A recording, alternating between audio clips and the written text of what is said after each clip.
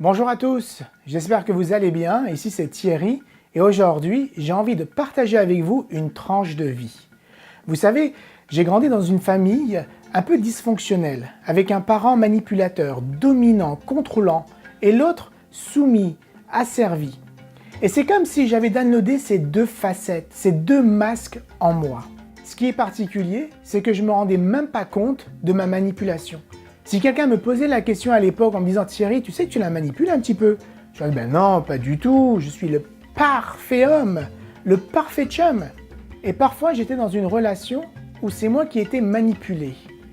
Et que ce soit moi le manipulateur ou que ce soit moi le manipulé, je souffrais pareil. D'ailleurs, toutes les femmes qui m'ont choisi, même si j'aime pas beaucoup ce terme « choisir » parce que ça sous-entend que j'ai perdu mon libre arbitre et que finalement je suis obligé de dire oui, mais toutes les femmes qui m'ont cruisé, c'était des manipulatrices. Je ne comprenais pas pourquoi mes relations romantiques étaient si souffrantes.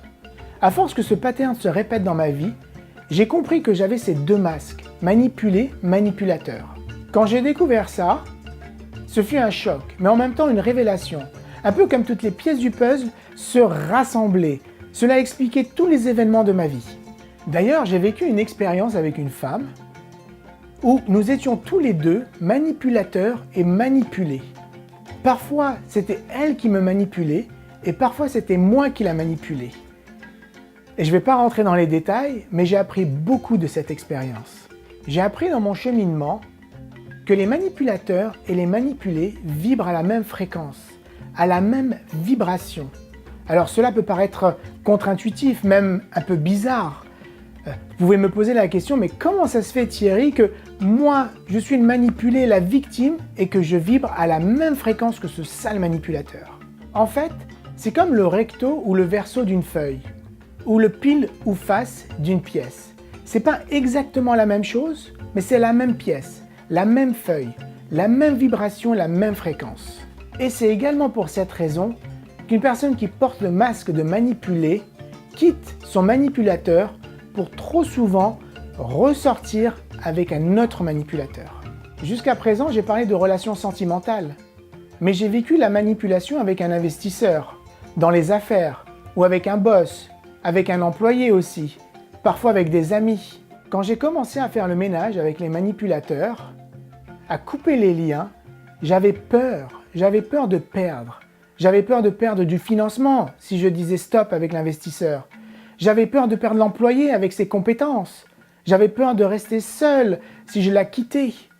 Cette peur de perdre quelque chose me hantait à chaque fois que je voulais quitter un manipulateur.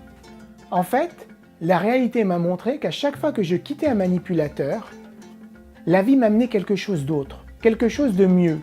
Un peu comme si la vie attendait que je fasse le premier pas, que je quittais la personne toxique, que je montais ma fréquence, que je changeais ma vibration pour avoir quelque chose de mieux au bon moment. La première étape consiste à prendre conscience du masque de manipulé ou de manipulateur que vous portez. De voir le dessus de l'iceberg. Parce que même si vous prenez conscience que vous portez ce masque, vous le portez toujours. Donc vous continuez à répéter les mêmes patterns, à rencontrer les mêmes types de personnes. La deuxième partie consiste à aller voir en dessous de l'iceberg, c'est-à-dire la partie la plus profonde. Aller travailler sur les croyances, sur changer les conditionnements, les habitudes. Aller changer la confiance, gagner de l'estime en vous-même, pour changer la façon dont vous vous voyez. Parce que ce masque ne vous appartient pas. Ce masque de manipulé ou de manipulateur que vous avez, en fait, vous l'avez downloadé de vos parents ou de ceux qui vous ont élevés. Et eux-mêmes l'ont downloadé de leurs parents à eux. Et on peut remonter comme ça des générations. Je vous invite à voir ma vidéo « Pourquoi il est difficile de quitter un manipulateur ?» Parce que le plus beau cadeau que vous pouvez vous faire, c'est d'enlever ce masque qui ne vous appartient pas pour voir la merveilleuse personne qu'il y a en dessous. Je crois qu'on ne choisit pas ses parents par hasard. Je pense qu'on s'incarne et qu'on choisit ses parents pour vivre des expériences. Et le challenge de manipulateur dans notre enfance, c'est un challenge qui est source de grande souffrance. Cela demande une réelle motivation et un vrai processus pour s'en libérer. Et quand je parle de processus, c'est pas de parler à un coach ou à un psy de ses problèmes pendant des années. Ça, c'est de la perte de temps et de la perte d'argent. Même si vous pensez que le processus est long, ce qui n'est pas vraiment le cas, je peux vous dire que ça en vaut la peine. Parce que quand les masques tombent, vous vous libérez d'une grande souffrance. Une souffrance qui est à l'intérieur de vous et que vous pensiez porter toute votre vie. Et en plus de ça, vous faites un bond exponentiel en termes de qualité de vie. J'ai fait une vidéo dans laquelle j'explique une technique très puissante pour regagner son pouvoir, regagner son énergie et regagner son estime après avoir vécu avec un manipulateur. Alors je vous encourage de tout cœur à faire cet exercice avec tous les manipulateurs que vous avez côtoyés, qu'ils soient morts ou qu'ils soient vivants. Cela va beaucoup vous aider. Et puis, si vous avez besoin que je vous accompagne, ça me fera plaisir de vous aider.